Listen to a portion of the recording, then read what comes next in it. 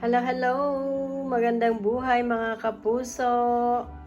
Ayan, isi-share ko lang po ang isa sa mga pinakamaganda kong halaman, ang peace lily.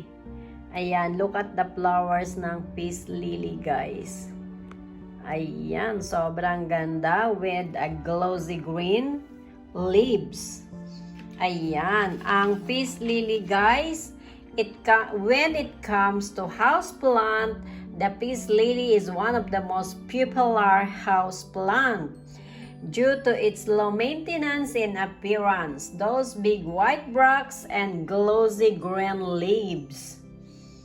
Growing houseplant indoor, it is also one way to reduce, and peace lily is one such plant that can absorb benzene, formaldehyde, toluene, xylene, and carbon monoxide effectively, which is proven in the famous NASA experiment. It purifies air and low maintenance indoor plant.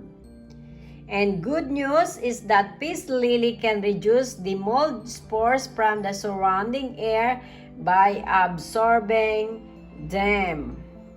It is also absorb the airborne mold spores, which are common allergen, and help and good sleep.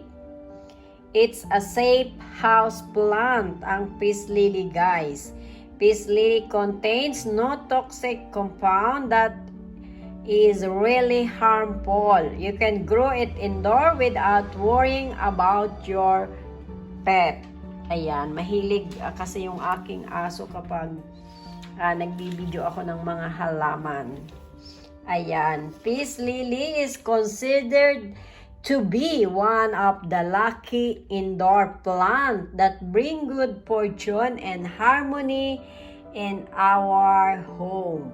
It is also a perfect good-to-gift plant for your family and friends.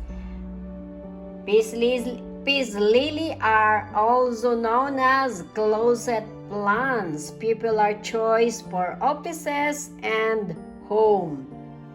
And most commonly, these plants have dark green leaves and white bracts. Look at the flowers. Mamma mia, caballo, di ba? Sobrang gandang halaman po ang peace lily, and take note, madali lang siyang alagaan. Ayan, diligan nyo lang kapag dry na ang kanyang soil. Ayan, ang akin pong peace lily. One of my beautiful indoor plant. Ang aking peace lily. Ayan, meron na siyang tatlong flowers. Ayan. Bale, guys, itong aking peace lily ay pang ilang beses nang namulaklak ang aking peace lily. Ayan. One of the most popular house plant.